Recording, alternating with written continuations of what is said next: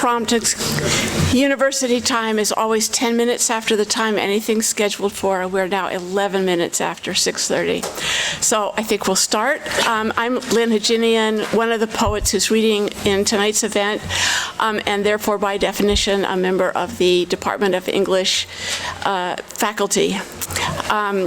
The person who's going to do the very minimal but excellent introductions for the poets tonight is another poet who's not on the faculty here nor yet anywhere, as he hasn't finished his PhD yet. His name is Christopher Miller, and he'll now take the podium. Christopher?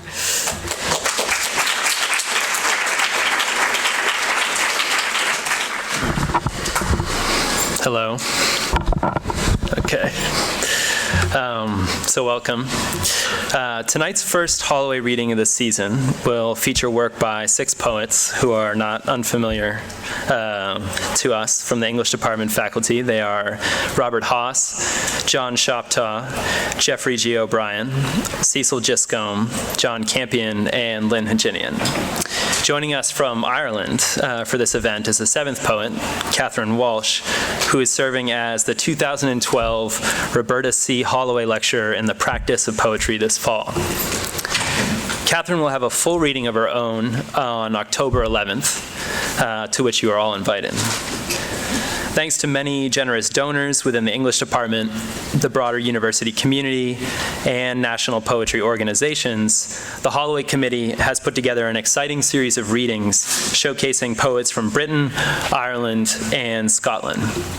At the bottom of tonight's program is a list of the other poets who will be visiting this fall, including the dates of their readings. You can visit the Holloway website to find links to biographies and some examples of their work. I'd also like to direct your attention to the display of books that the ASUC bookstore has put together of books by tonight's readers. All of them are available for perusal or for sale. Because, as Lynn mentioned, we have so many readers tonight, I'll just offer a few brief words of introduction now and then let the poets come up one by one. Our first reader tonight is John Campion. In the course of his multidisciplinary investigations, John Campion founded the ecotropic movement, which holds that for human culture to be healthy, it must exist in an ecological niche and thereby relate appropriately with the complex, nested fields of forces on Earth. Now, after a year in South America, he has returned to his teaching duties at UC Berkeley as he begins his 4th book-length poem in a series of 5, exploring these themes. The first 3, Medusa, Squaring the Circle, and Tungstones, join his earlier books, where 3 roads meet, Si Papu the Kiva, an inverted bat, and his translation of Sor Juana Inés de la Cruz a Sueño, linking form with ecotropic content and reflecting his deep concern with how a poem is physically presented. His poetry has been called a kind of, quote, landscape architecture of the page. Altogether in keeping with this, but in pursuit of one of his other incarnations, Campion deploys his texts in his paintings, called texturals. Some of these were exhibited at UC Berkeley in a one-person show called Medusa, a Walking Book. Additionally, Campion has collaborated with a wide variety of artists, including his wife, Cindy Cox, and his brother, Ed Campion, both important and well-known composers. These works have been presented in major concerts around the world. He also created with sculptor T.J. Mabry the large conceptual installation Flood Stage at the Memory Theater. Second on the list, Cecil Giscombe is currently at work on a new book of essays titled Backburner and a book of collected in new poems titled, tentatively, The West Side. Both will likely be published next year. In 2008, Cecil won the American Book Award for his volume of prose poems, Prairie Style, which was his 7th book of poetry. Some examples of these other books include Giscombe Road, his 1998 cross-genre foray into historiography that is simultaneously a work of memory, cartography, lyric ethnography, and pastoral meditation, and Into and Out of Dislocation, published in 2000, which is a prose account of aspects of the Black diaspora into the far north, travels in Canada, as well as the writing of Giscombe Road. Cecil's work has appeared in several important recent anthologies, including American Hybrid, a Norton anthology of new poetry, Lyric Postmodernism, an anthology of contemporary innovative poetries, and Black Nature, 4 centuries of African-American nature poetry. Next will be Bob Haas. Bob Haas has been in the English department since 1989. This semester he is teaching an introductory environmental studies course and a senior seminar on the English poet John Clare. His most recent book is What Light Can Do, a collection of essays. In 2010, he published The Apple Trees at Olema, a volume of selected poems. He also edited and provided an extensive introduction for a new edition of Walt Whitman's poems, which tracks the development of Song of Myself and other poems from the first edition of Leaves of Grass in 1855 to the deathbed edition in 1892. Other volumes for which he served as primary editor include The Essential Haiku, versions of Basho, Busan, and Issa, Poet's Choice, and The Best American Poetry of 2001. His book, Time and Materials, won both a National Book Award and the 2008 Pulitzer Prize. Bob has given much of his time to promoting public appreciation for poetry and arguing for poetry's relevance for today's environmental and political crises. Bob served as Poet Laureate of the United States from 1995 to 1997. Fourth is Lynn Hejinian. In addition to being a professor in the English department, Lynn Hejinian is a translator, small press publisher, and the author of numerous books, including most recently The Book of a Thousand Eyes, and The Book of a Thousand Eyes, a compendium of literary night works, and The Wide Road, an erotic, picaresque novella written in collaboration with Carla Harriman. This January, Wesleyan University Press will bring out a guide to Poetics Journal, Writing in the Expanded Field, 1982 through 1998, an anthology of works on key issues in contemporary poetics, co-edited with Barrett Watton. And late this fall, Wesleyan will be bringing back into publication her best-known book, My Life. And in addition, that will also include her related work, My Life in the 90s.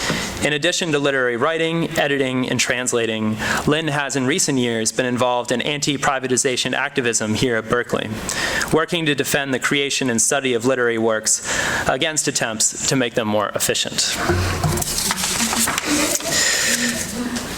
Next is Geoffrey G. O'Brien. Across Geoffrey G. O'Brien's recent poetry, grammar, form, and sequence provide compounding, practical hinges for developing richer ethical and political investments out of ordinary acts. As his poem 3 Years accounts, simply by doing my tragic morning hygiene, I read the book. Slept, washed, awake, washed, slept in what might be a training ring, but isn't, and then. Geoffrey is author of Metropole, published in 2011, Green and Gray in 2007, and The Guns and Flags Project in 2002, all from the University of California Press. His next book, People on Sunday, will be out from Wave Books in fall 2013. His chapbooks include Hesiod from Song Cave 2010 and Poem with No Good Lines from Handheld Editions, also in 2010. And he is co-author in collaboration with the poet Jeff Clark of 2A, which came out in 2006. In addition to teaching classes on the history and practice of poetry in the English department at UC Berkeley, Geoffrey also teaches for the Prison University Project at San Quentin State Prison. Next is John Shoptaw. John Shoptaw has published work in The New Yorker, A Smartish Pace, and Common Knowledge. He'll be reading us poems tonight from a manuscript entitled Time Speech. As a poet, John brings into play both a fastidious attentiveness to prosody and the rhythms of American speech and narrative. His most recent publication is not a book, but an opera about Abraham Lincoln's last night at the Ford Theater, entitled Our American Cousin, as told by various of the actors and audience members present on the night of his assassination. The opera received its premiere in 2008 in a full-stage production by the acclaimed Boston Modern Orchestra Project, whose recording label, BMOP Sound, has released a CD of the opera. In the academic world, John is perhaps best known as the author of the pivotal study, On the Outside Looking Out, The Poetry of John Ashbery, in which he brings together a wide variety of critical methodologies to argue for the meaningful misrepresentations, silences, and wrong turns in Ashbery's homotextual poetry. And last but not least, Catherine Walsh. Catherine Walsh was born in Dublin, Ireland, and has spent some time living and working abroad and currently lives in Limerick. She co-edited 2 issues of The Journal, published by Hard Press Poetry, and currently co-edits the Hard Press Poetry Press with Billy Mills. Catherine has published over 10 books of poetry with a variety of presses in Ireland and England, and has received much acclaim for her long-form experimental projects. Her most recent work, Astonished Birds, Cara, Jane, Bob, and James, came out through Hard Press Poetry in 2012. Her work has been included in a number of anthologies, including the Oxford Anthology of 20th Century British and Irish Poetry, and No Soy Tu Musa, a bilingual Spanish-English anthology of Irish women poets. We are very happy to have Catherine with us this semester. And without further ado, please welcome our first reader, John Campion.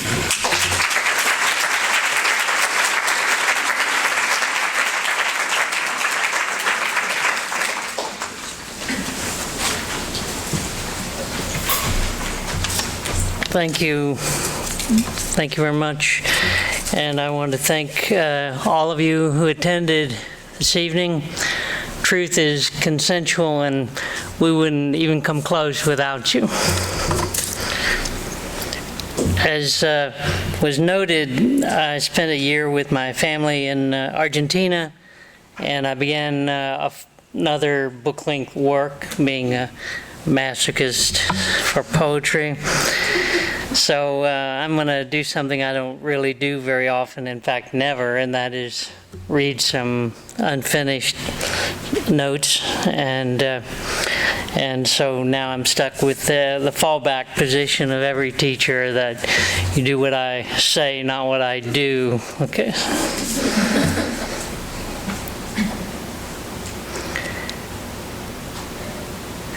No nibs, this tusk, dipped in measure by moonlight red ink, all poetry is. The winking machine pours shimmering lotuses. We struggle against the other, purifying the self to choose a side. But when asked to perceive the world as it is, Krishna replies, seeing is limited by the terms of living, yet allows us for a time to look beyond the envelope of now, our precondition for observing the world. But what I want to know is, where do I go and how do I get there? No matter how you cut the tail, the lizard grows a new one. Enter one burrow and you come out another. So it's a travel book without destination. Co-evolution is space exploration. Most long-distant land migrations have ended, and with them complex collective expression among diverse fields of forces. But from Canada to northern Montana, on their way to safer ground, pronghorns in numerous assemblages, single file, 1,000 each, moving forward, back, cosmic standstill, moonwalk, hyperstasis, lavabo. The strongest face deep snow first, stamping down for others to follow. As strength fades, points rotate, and new courageous engage the terrible obstacle for the rest to push through.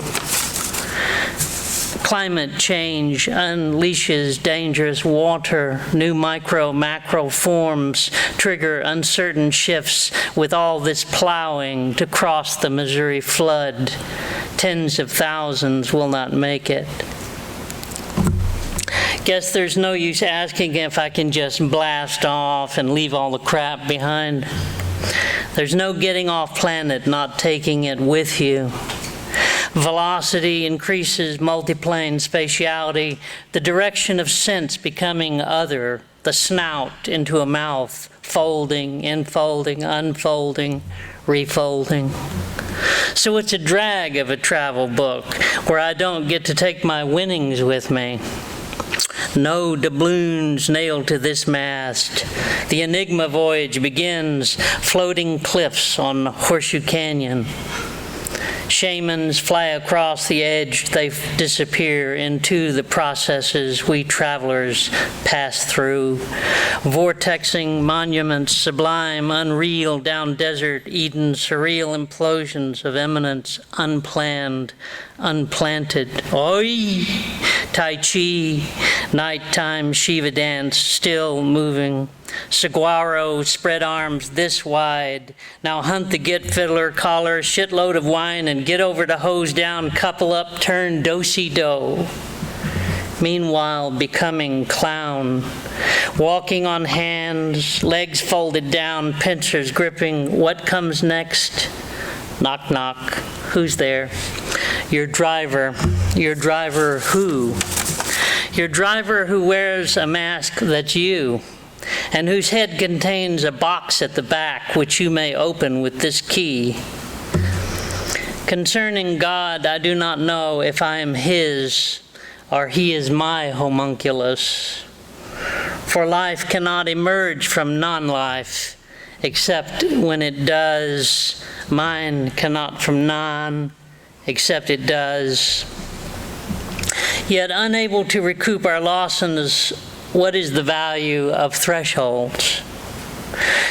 When I was a child, my skeleton flashed its lightning through the dark night to engulf the body's helpless flesh. Insensitive to screams, we crucify the earth, but rendered well, it produces grease for our machines to run. Everyone is left behind, but the ones ahead. An observation that leaves us finally going south, Gondwanaland, thickening the plot on the Lake of Origins, which, despite the clown comedy, Aymara Euros do bring Titicaca's bottom up, cutting reeds plied into cork. Floating islands across the mirror, continents among celestial patterns, close to the text is possible. Stimulating a course correction to the recursive north, just over a ways back through Machu Picchu, El Rio Urubamba, La Via Lactea, constellations, dark Amazon, across jungles, the sea, hissing jaguar teeth, Pachacuti, brother, invokes the power of mountains to build the above on earth, changing the deformity of heaven to turn the wheel back on itself, living rightly here, a proper shape for the stammering God to release from its deep belly. Aum.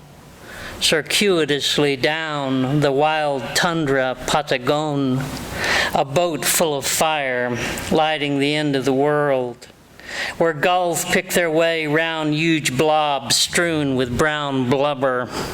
Chamangos look down on Tombo penguins, wobbling over their fat eggs, seeking angles of repose, playing blind man's bluff.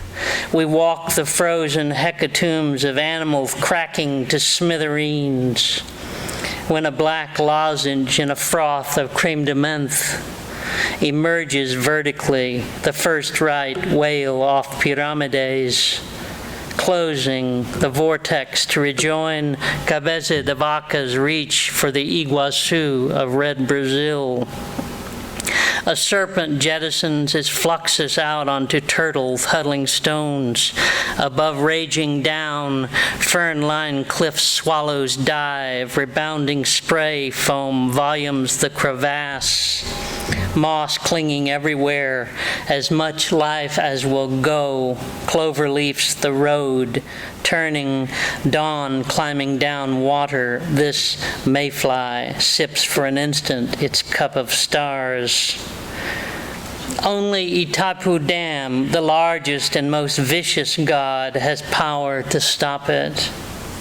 As the family paddles the slough in a rubber raft, limbs reach over the assemblage, speaking thus: If thorns will not keep you off my back, nettles and poison drive you to distraction, may the wild scent of luxurious orchids fill your desiring machines with nausea, turning stingers into consorts of becoming, a spiral of vines, vessel for how many souls, downpours, assemblages, polylayered, vermilions flying sidewalks, the wilderness trails agouti in the folds, high up, langurs drop leaves to companions of spotted deer, following tree to tree.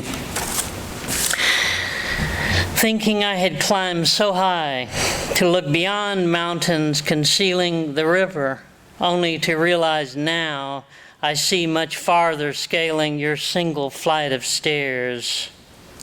Connected to the quality of affection flows in coherence through one environment, we are, into another river, the narrow pelvis of our mother, the large head bathed in the other's bacteria, the chemicals of pleasure completed through nets of the eco-sangha. But when tempted by the delusion of something else, the Buddha in his lotus slowly moved a hand toward the earth and with outstretched fingers repeatedly tapped the ground. With only others to register worlds, we must participate to function in. You cannot have what isn't yours. We do not walk the road so much as the road walks us. Back into the way out of hell, into a better set of problems, rheostatic held among us, health, a commons, makes likewise starry self, constellate memory theaters, the brain can do, knowing boundaries float, chorusing the future. Where the snow shines, we throw ourselves upon it, sliding all the way down. Our co-participatory place. Not that I, your current resident, doesn't, but multiples poly-individuate more than the thisness of the road itself. The dog running con gusto is the road. We go everywhere with nothing to lose but change. Not expecting to learn, even here on TV, how the hyena rub waxy paste on the myriad plants, smearing yellow on the tall grass stalks.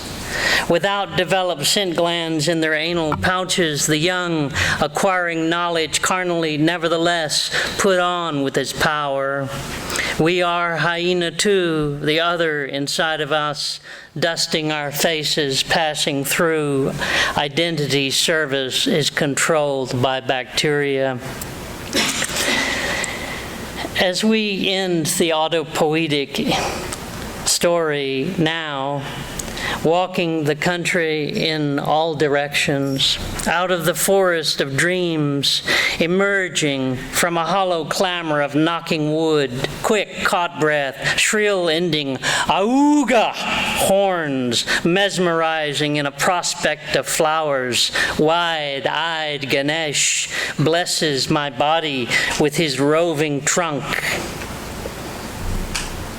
Would you care to explain that despite our transient frontiers and these shared sovereignties, this is a song of myself?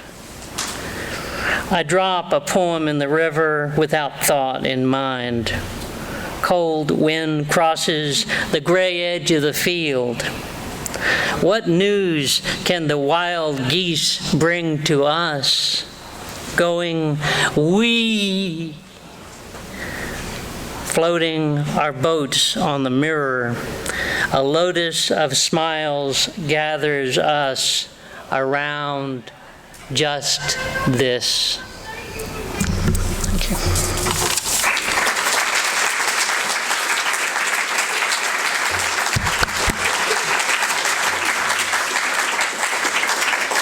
Thank you.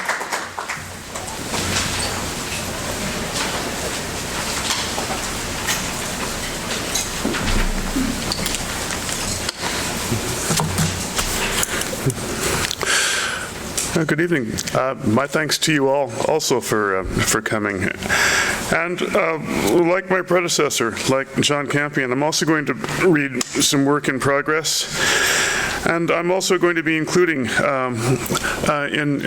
my reading a version of a very old knock-knock joke. I'm going to read the last few pages of my my early evening series and a couple of sections from a new series thing in progress called Camptown, which does refer to Stephen Foster. From early evening 6, beginning with an epigraph from Henry W. Shoemaker. A Negro lad, black as ebony, ran forward and from behind some tall rhododendrons carrying a smoking horse pistol. If you want to start a fight in Tioga County, say there are no more lions in the valleys or on mountaintops, said someone upon my arrival at Penn State. Biggest battle, Charlie Brown. You don't have to go far off campus, I was warned. Center County's mid-state, but it gets bad in the northern tier. Charlie Brown, and people there call Potter County God's country. Stopped June 2010 at English Center in Lycoming County for a general repair. Another low haunt, and water was in the air, though it wasn't raining. Tioga County was made from parts of Lycoming County. There's a place for every need, brothers, black as that might be. Hic sunt leonis. Maps pulled off the internet or got from generous women at AAA all show the Alleghenies traversed by US 15. PennDOT's marked Bloss Mountain summit, but Steam Valley Mountain is where the weather changes, and then, heading south towards Center County, one follows the base of Bald Eagle Mountain all the way down to Penn State. 2 crows, 3 crows down in the valley where the green grass grows. Pull off, brothers. Endless mountains, inevitable Poconos, ridge and valley Appalachians. Prevalent story at English Center where there's a plaque that Dr. Reinwald in 1840 was eaten by an ML while on a mission of mercy, but the other arguments that he died of exposure, lost in the snow, died of common mistakes, after which wolves, panthers, and hawks picked at his carcass, not knowing enough to respect a human corpse, Henry Shoemaker said. But that was the very worst. Hit it with a stick, Charlie Brown, go downtown, take it to the river. Across Route 6 is paradise, hit it with sticks. June 2010, stopped at the Truck Plaza, McElhatton, Clinton County, meditated there. 7. Sleep well, Charlie Brown. Pray for daylight, the devil, and the busy world. Evening comes for you. Ballads, certain melodies, or, mouth distended, cry all night, lurch through it. Or stay back, watch out for false deer, fake thermals. But be prepared to meet the white man's handsome woman on the road, the bear in the backyard. Come to the seminar table in the grass outside Old Botany. And 7, my man, is heaven, the biggest dust-up since creation. You can haunt the squiggles, and pray, too, for your face not getting stuck like that. Go home, baby. No profit in the landscape here, at the foot of the ridge, south, too, of the water gap. Everybody's got their valley towns. 8. I had no business being downtown, not this late in the low season. Your voice, reduced to our fate, has left a stain on the music. The buses are numbered. River towns differ from valley towns. Where are you at? We could go to the movies together, Charlie Brown, but sit separately and compare later. I had a date with a dish. The quality of moonlight in the backyards was strange. I remember swimming in Lake Erie, sandy bottom out for a long way, and then suddenly the drop-off, the abyss, which was dark green in the water itself. 8, Charlie Brown? Nothing but a gate. A furnace of the soul, a heyday. Gate goes down when the train comes by. Who's there? In the other devil's name. So-and-so, having cursed the old gentleman, but he was prowling the veranda, and we were down by the big gate. Even valleys can be unhappy, maybe it's the shadow. In town, it was belts of neighborhood to cross, then a mean little hill up to the stadium. I had taken the endless mountains, which come as far west as Susquehanna County, for a doppelganger, but that was an academic location, one I knew only too well. 9. Having built a bridge across the wide mouth of a creek where it entered the ocean.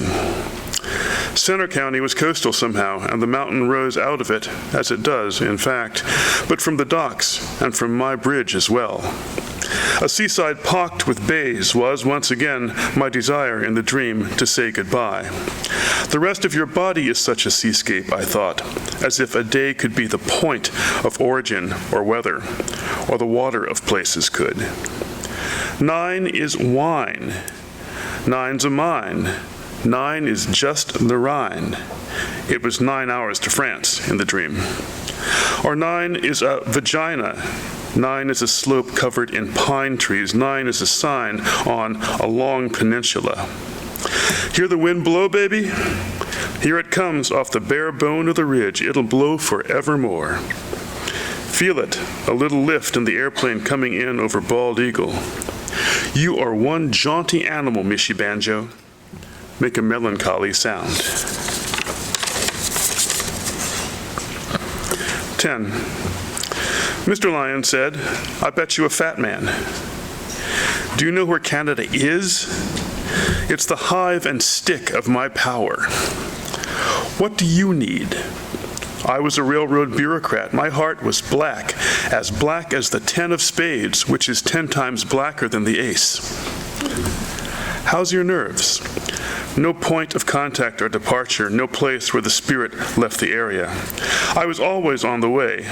Light fades, becoming something else. Snow on Steam Valley, chalky dusk. I'm a practical man, so let's eat a closure dinner. Remember your liking for chicken, Charlie Brown. Bird on a plate, an old practice, but Pharaoh's hen darkening the sky, if you get my drift. How can you ever tell? Say, I bet you a fat man. And 2 sections from Camptown. Flesh or fable, either one, far be it from me. Please yourself. Up the hill from the lowest point or street, I was just in time. Or perhaps she said, suit yourself. In the street, the parts are all disproportionate and town's awake all night long. Far be it from me, I was a ship on the stormy ocean, half there, half gone. Or the issue was one shore to another. Perhaps a monster could cross a bridge, could walk over on a bridge in the wee hours when traffic's light in a place with water, could come over a natural boundary, could scale the wall as it were. I might be a monster, no joke. It's got its limits. I came through town, distant from fable, not judging. Camptown is a dichotomy in the geography. No accident, no end in sight, no parts missing. Or the flat metal side of a train passing very near to Camptown. Next section. Border towns are the real deal. The whole one meets the total of the other, the lips of the one pushed up against the sternum of the other one. Camptown's different in that everyone knows the steps, the image for evasion, which is to say, the idea that the place, the location, becomes somebody's property. Description is itself monstrous, Camptown lady. Its noise passing through a range. The published range of, the extent of one's interest is also a kind of passing. That Camptown's dangerous is weak argument, or it's only an argument. Agreed on difference carries the banner of the humor's information, the funny sign. I'd been a werewolf in a dream. That is, I remembered dreaming that I'd been a werewolf once. He used to be a werewolf, someone said of me at a party. In the same dream, there was also a bear. It was roly-poly. It was a white man in a bear suit. My sense of catastrophe gets in the way sometimes. Thank you.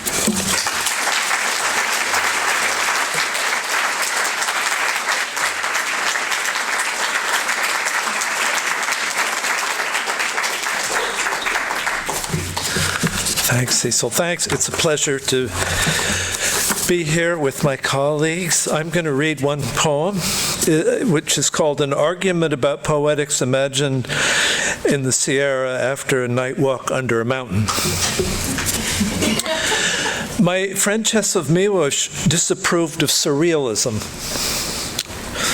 I thought about it because I had been writing what I thought was a surrealist poem. Not hard to construct an imagination, the reasons why he felt that way. Late night, late winter in Warsaw. Two friends are stopped by the police of the general government who speak atrocious Polish. Because of their leather jackets, they're stopped. Where would two young Poles get new brown leather jackets in the winter of 1943? Either they were black marketeers, the cops reasoned, or special enough to be left alone. The older cop, who had been a policeman in Berlin and the quiet precincts of Charlottenburg, where he had learned to get along and go along, and who wanted now only to do his job well enough to avoid being sent to the Russian front, where he'll either be blown up or lose his toes to frostbite, wants nothing of this pinch. He's the one who lets the poet slip away.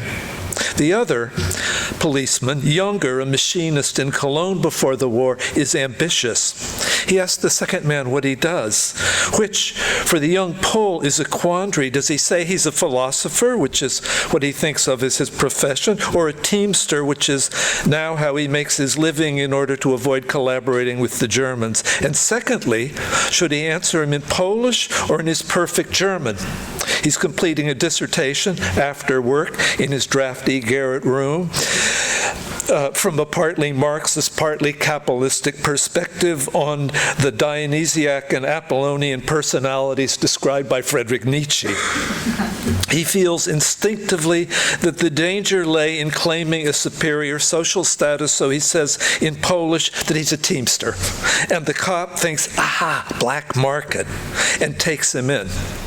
He's interrogated, turned over to the SS, beaten, interrogated some more, identified as a communist and an intellectual, though not a Jew, and sent east to Auschwitz, where he eventually dies, shot, some of the stories say, wasted by typhus and diarrhea, say the others. His friend the poet hears one of these versions of the news on the same spring day that he is contemplating a large polished porcelain giraffe bobbing up and down to the strains of the Vienna Waltz on a holiday carousel while gunfire crackles on the other side of the ghetto wall. Warsaw had been a Russian garrison town for a century. Now it's a German garrison town. And the pretty Polish girl on the giraffe is licking a pink cloud of cotton candy and flirting with the German officer on the zebra, which is also bobbing up and down, and the sheen on his high black boots, the poet notices involuntarily, has picked up the reflection of the sun in the small pools of spring rain on the warped tarmac apron of the carousel. After that, he's not interested in a piano on the Alps or in French poets walking lobsters on a leash, and doesn't want to seem to celebrate the fact that the world makes no sense. This is how, anyway, I imagined the state of mind produced by the fragments of the stories he would tell me. I'd quote André Breton to him in the English translation, "My wife with the armpits of Nettletrap and St. John's Eve," and he would say, or anyway now in my imagination, he would say, well, yes, of course, I assent to armpits and metaphors at which Breton excelled, just as Modigliani excelled at armpits. Who does not love metaphor? It's quickness that gives us the world to taste with our common senses. I will tell you what terrifies me. It is the idea that this is like that, is like this, could be all of the story, endlessly repeated. The poor human imagination, having evolved this brilliant swiftness of perception and then been stuck there like a hamster in a cage, groping in the endless turnstiles of resemblance. We are to celebrate this as a final conquest of absurdity by absurdity. The armpits of those women in Modigliani, on the contrary, are armpits. Like this, perhaps, or like that, but finally, this woman exposing to us this tender nest or dark sweetness of a wet duck's feather tuft of hair in a gesture, notice, that lifts the breast slightly, indolently, and lifts the rosy nipple and offers it to us, one of the gifts. Also sunrise, the scent of linen, the air before first snow, one of the gifts the world gives to poor mortals among the terrors and confusions of being what we are. Well, I might have said, if you want to get technical, Modigliani is making a generalized representation of the idea of a particular woman. And he said, exactly, a particular being. General because being this and not that, that not this one mortal thing is what mortality has given us in common.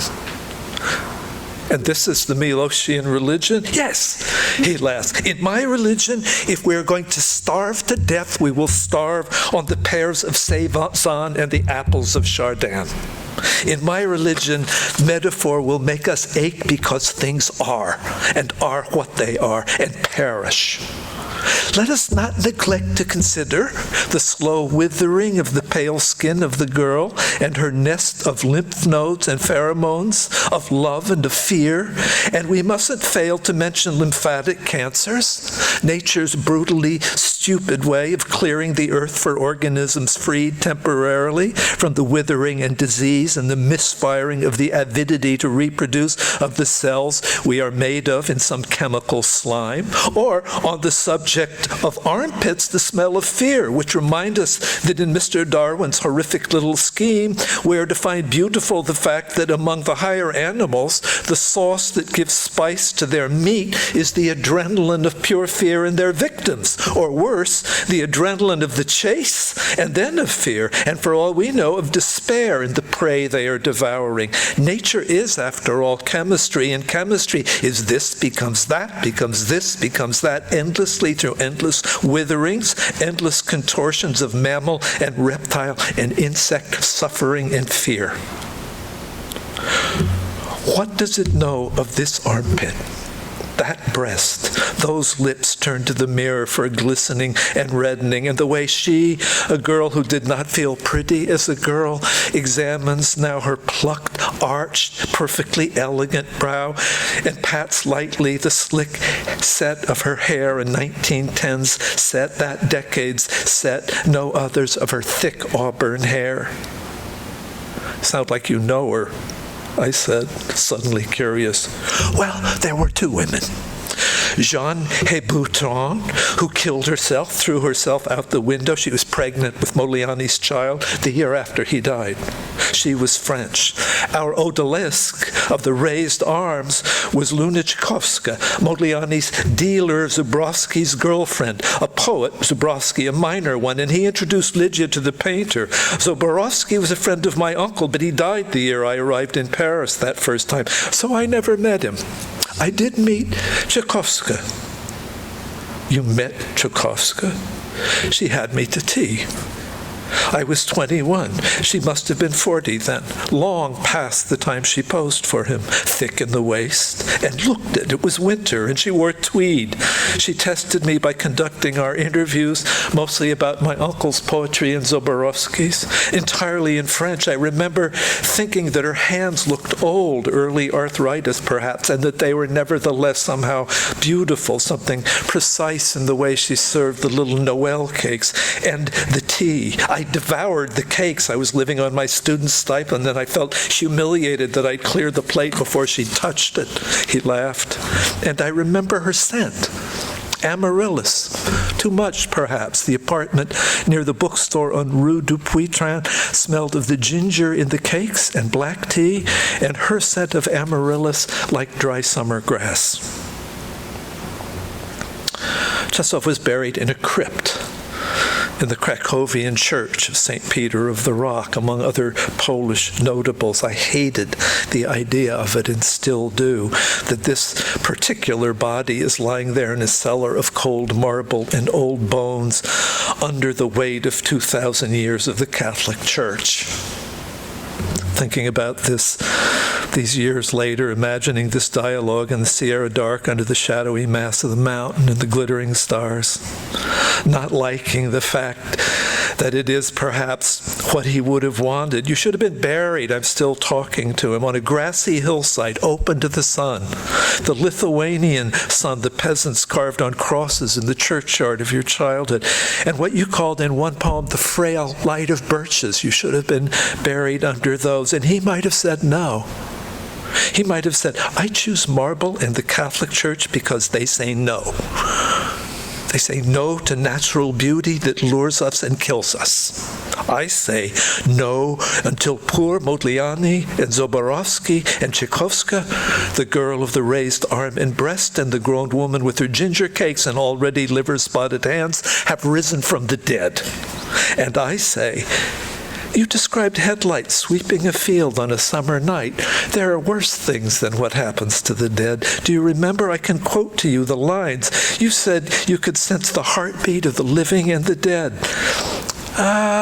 It was a night in July, he said, in Pennsylvania, which was to me an almost inconceivably romantic name. And the air was humid, and it smelled of wet earth after rain. I remember the night very well. My lines, not so much. Thanks.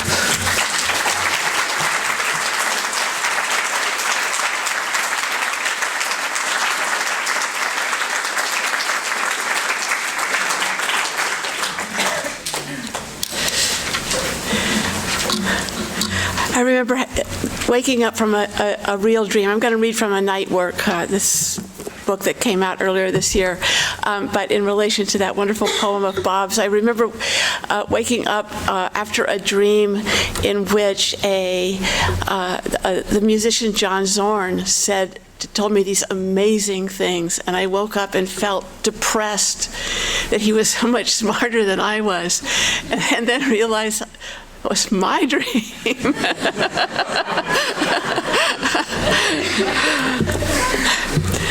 Milosh's wisdom may be yours. Dreams don't provide the thrill of sleep. Waking does. Sleep only exists in memory. It's imaginary.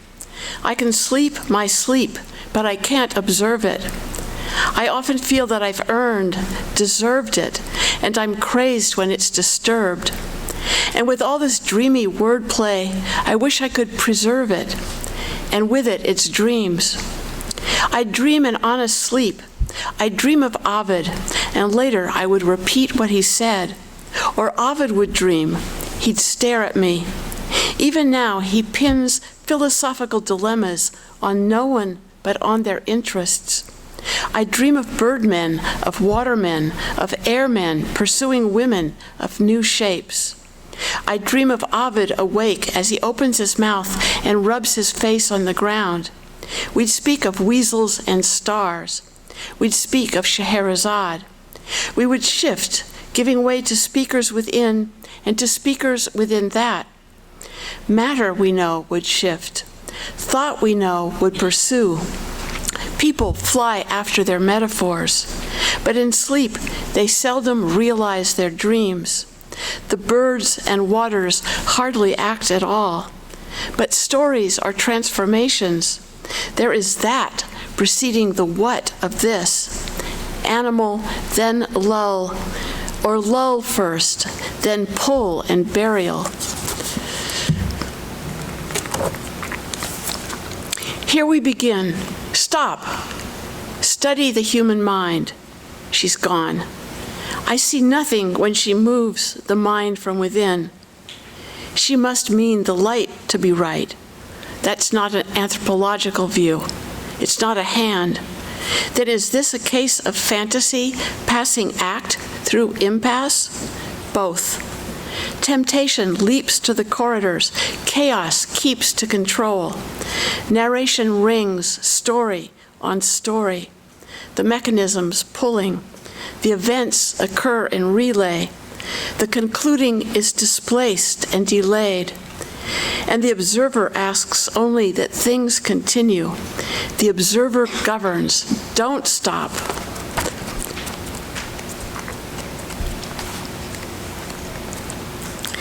Passion itself is not repetitious, but it can result in delirious reserves.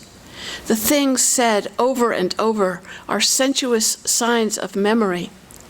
But words say something more each time and sustain our reputation, and their real simplicities are like bees drawn together, while knowledge, that strong feeling of pleasure, is best called a transition, as it takes one thing to the next. Oh, popularity, you are great in short-term memory, of memory easily fatigued. You are profligate at using people's names, especially those of friends. No bitterness. Our ancestors did it. The walls of Troy are far away.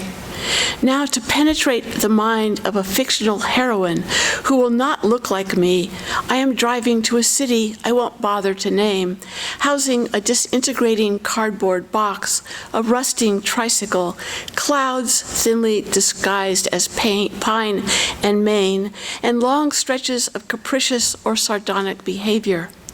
And there is hurry about it, and I have a large refrigerator. In private, Pablito rolls a ball down the stairs between indifferent walls, under a slowing sun, in diaspora, and in Africa, where pink's confused with white that only becomes worse with time. Within, I find him playing solitaire. 1, 2, 3, 4. 4 stairs and the door. Memorization, irreverent in spurts, passing strange, oblivious to genre, gives him stamina, pleasure, power. It is only because we've never forgotten that we can well remember some Alexander who was in love with some Dorabella.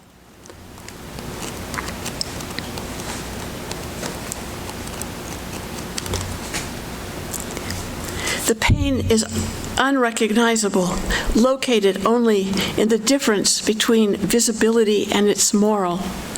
You and I will never have the difference right. Our suspicions are too reasonable, but they're good excuses, sporadic boundaries, the difference between us. Moral. The poised and luminous disparity between the stars is resolved in their constellations.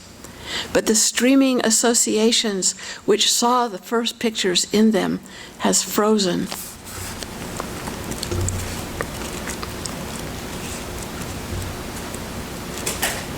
Crystal butter, there's a clatter to puzzle. From the frowning couch, my queries stray into some rhyme room, as if that could save the situation. Never in a million rocks will the sun square, as if that could situate a slat.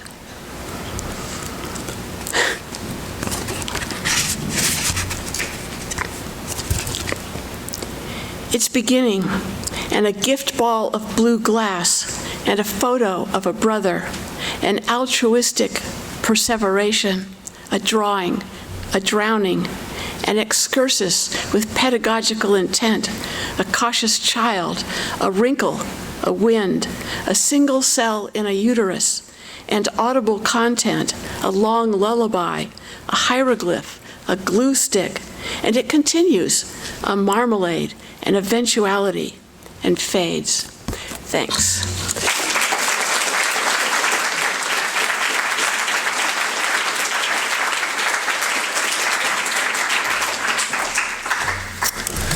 Hi, so thank you to Lynn and Christopher for the work done and to come, and to the work of the colleagues here with me, and welcome Catherine wherever you are.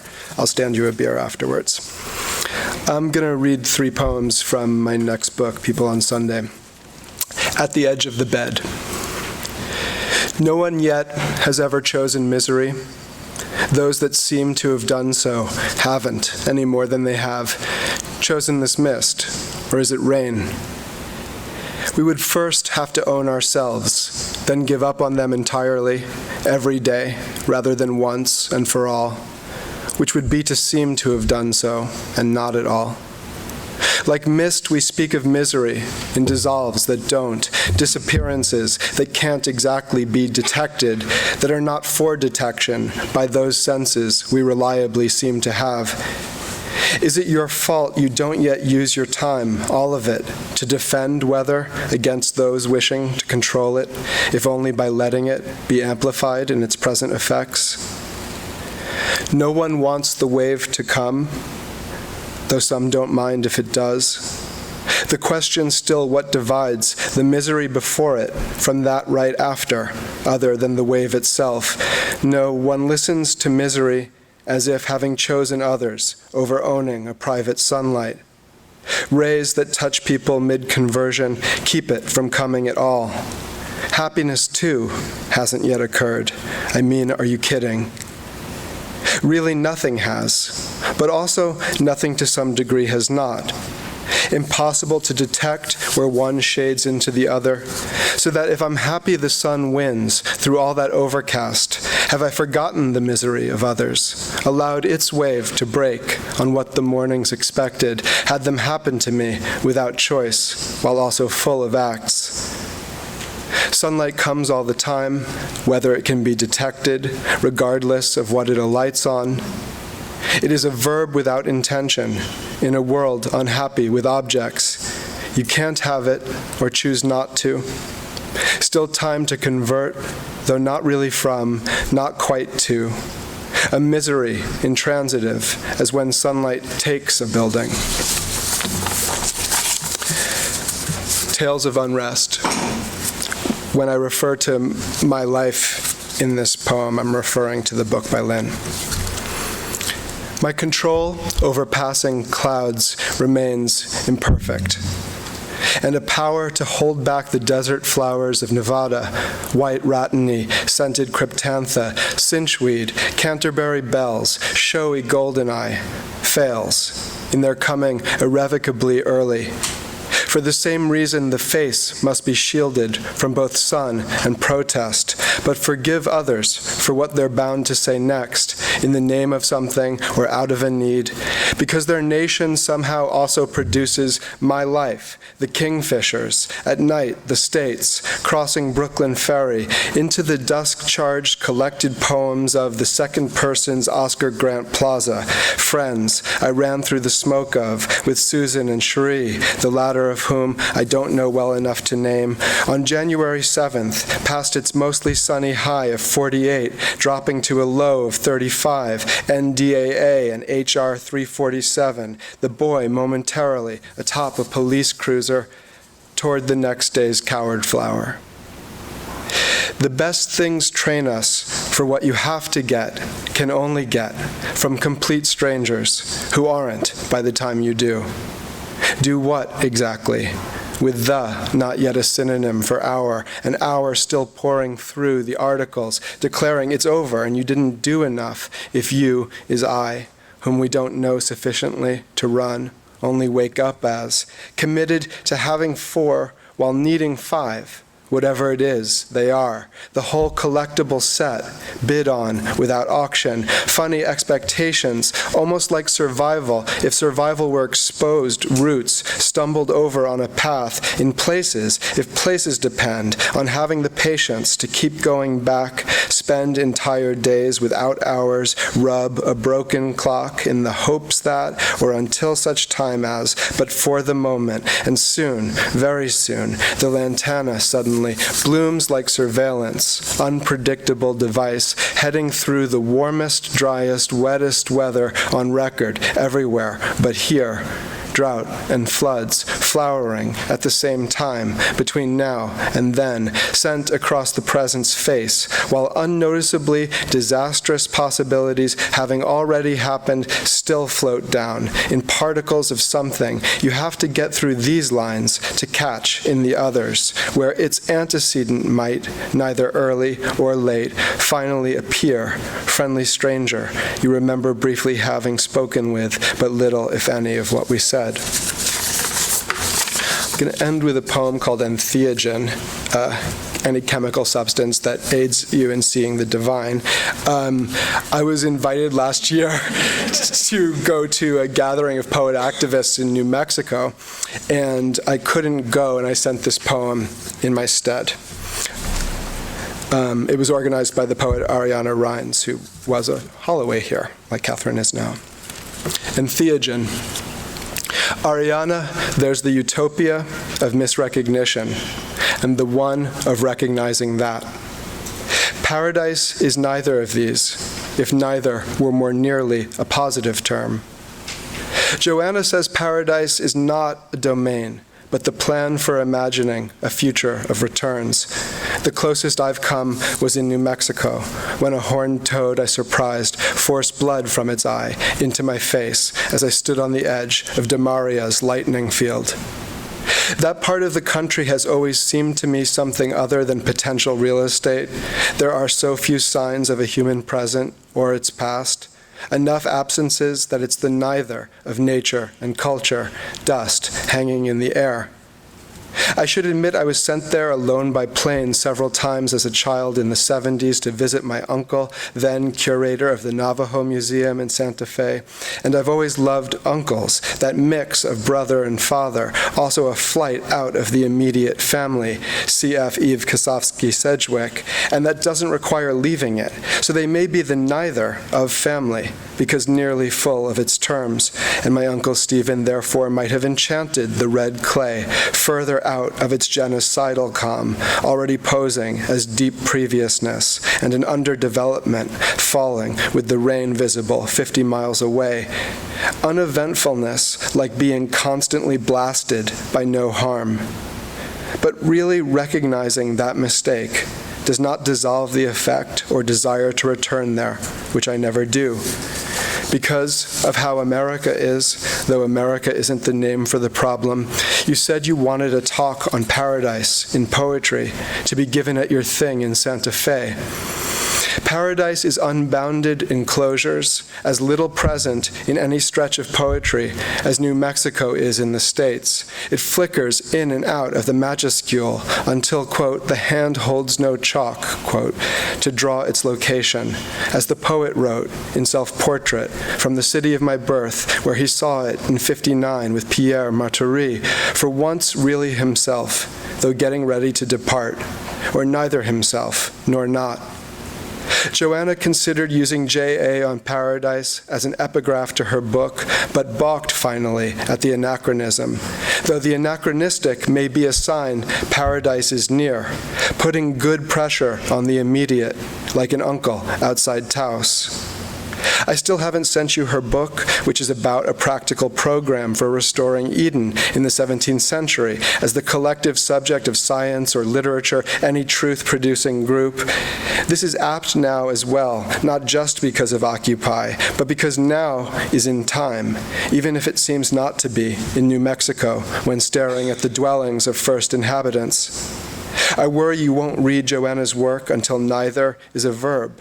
And nothing I'm saying is new, though I haven't said it before, nor addressed you, who are in love with the dust of the second person. And I haven't captured the New Mexico that attracted D.H. Lawrence and Andre Breton, coming closest maybe when evoking Los Alamos in the past tense via blasted above. This land was always post-nuclear, out of time while in it. You've written about truth and consequences, New Mexico, so you know and have your own version, your inspired tactical reasons for picking NM as a place to think in, a place to invite those with whom you want to imagine restoring the world as functional subject of interdisciplinary whatever you decide you want together, however briefly. But it isn't truth and consequences. It's truth or consequences.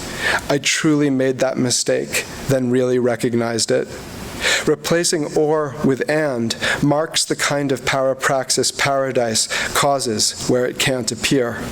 Sort of like how I nearly came to your thing, how I should have come, and you should have had it in Oakland. Thank you.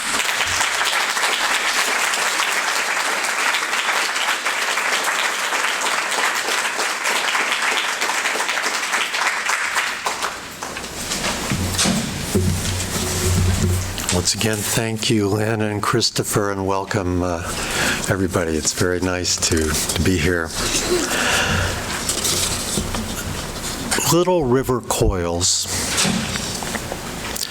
I hear that now, that it was you all along, in the blood-starved wail of mosquito dusks that slithered above you, in the hoarse hey of a ripple raised like a welt that rears up in my dream with a hook-fanged gape.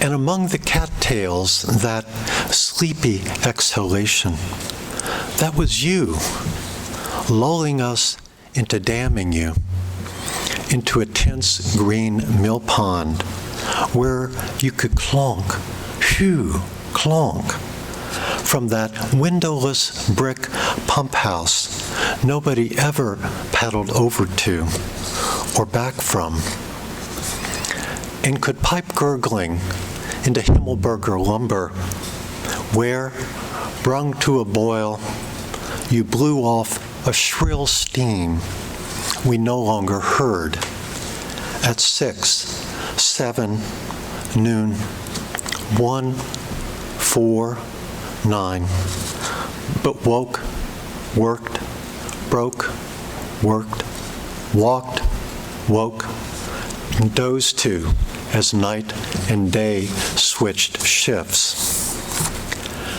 I hear you all right. Even your noiseless escape in the cast iron steam pipe sheathed in asbestos that slid up the back wall of the mill house where we lived and slipped into the corner of the kitchen where I slept. Curled in silver, painted over, hopefully, in beige, you never hissed, but hammered out a drum roll hammering I used to dream was somebody wanting out. But you weren't in the coils. You were the coils. And so I ask you, little river, old way of the Mississippi, if you might give me to understand, how can I back away from you? What can I do or make for you not to strike?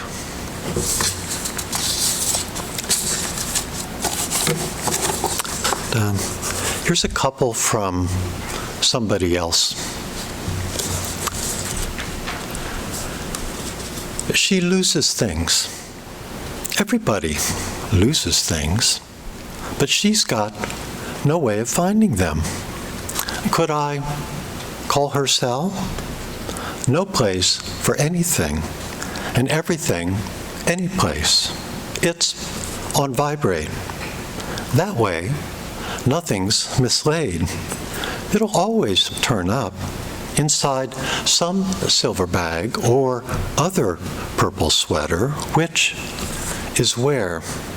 Buzz, buzz, buzz, buzz, buzz.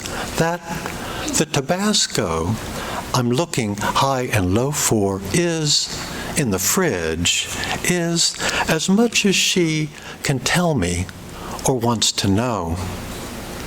Heading where she's heading, she's got no way to lose. And when we get there, see, in plenty of time, at the soul food place I thought we'd settled on, she never fails, untwining her arms as we reach the biscuit and collared steamed glass door, to give our party of 6 her jauntiest, shall we? She always goes last. She knows she shouldn't, but how are your short ribs?